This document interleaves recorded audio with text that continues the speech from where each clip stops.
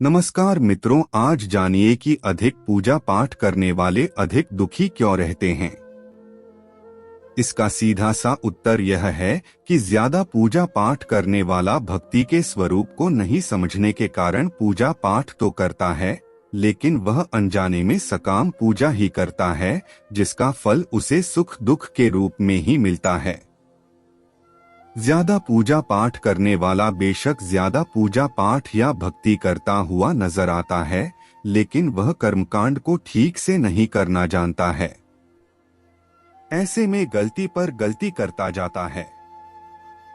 बेशक वह कहता है कि वह कुआं खोदने की बात करता है, लेकिन असल में वह खाई ही खोद रहा होता है। वह यह तो कहता है कि वह बहुत सारी दुनिया भर की पूजा पाठ या मेहनत कर रहा है, लेकिन असल में तो वह अपनी मेहनत बेकार ही कर रहा होता है। बेशक ऐसा करने में उसका सारा परिश्रम निष्फल चला जाता है। तो एक बात तो यह हुई कि सकाम कर्मों का फल सुख या दुख के रूप में मिलता है। हो सकता है कि उसके पूर्व कर्मों की वजह से उसकी जिंदगी में दुख बहुत लिखे हों और पूजा पाठ से बेशक कम हुए हों, लेकिन फिर भी आप यही सोच रहे हों कि भगवान हमें इतनी पूजा पाठ के बाद भी दुख ही दे रहे हों। और दूसरी बात यह है कि आप गलत तरीके से या बिना विधि विधान के जाने ही पूजा पाठ कर रहे हों। आप बेशक अत्यधिक पूजा पाठ कर रहे हों, लेकिन उनका प्रभाव उल्टा या निष्फल हो रहा हो। लगता है यहाँ तक आपको सब समझ आ गया होगा। अब एक पहलू और है पूजा पाठ करने वाले को ज्यादा दुख मिलने के पीछे, और यह लागू होता है केवल उस पर जो सही मायने में भक्त है। यह पहलू ही विशेष है। इसलिए इसके लिए आप एक बार फिर से यह जान लीजिए कि भक्ति क्या है और भक्त कौन है। संध्या वंदन, योग, ध्यान, तंत्र, ज्ञान, कर्म के जैसे ही भक्ति भी मुक्ति का एक मार्ग है। भक्ति भी कई प्रकार की होती है।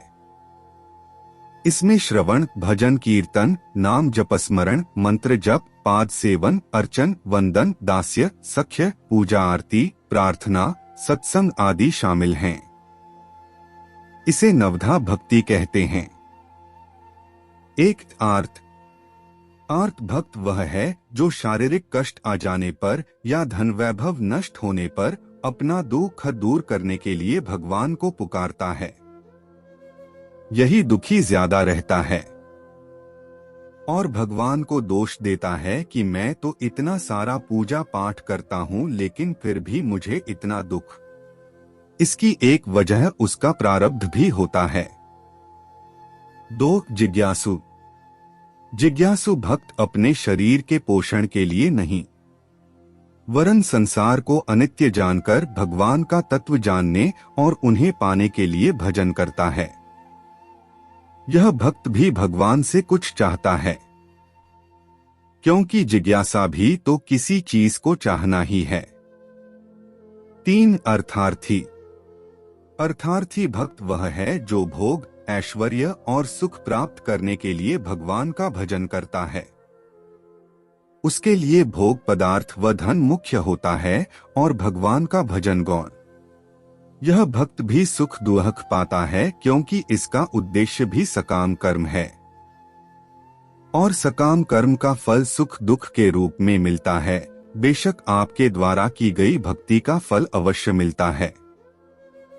4. ज्ञानी अर्थार्थी और जिज्ञासु तो सकाम भक्त हैं, परंतु ज्ञानी भक्त सदैव निष्काम होता है। ज्ञानी भक्त भगवान को छोड़कर और कुछ नहीं चाहता है। इसलिए भगवान ने ज्ञानी को अपनी आत्मा कहा है। और एक बात अच्छे से ध्यान रखिए, यही भक्त ही केवल शुद्ध भक्त की श्रेणी में आता है।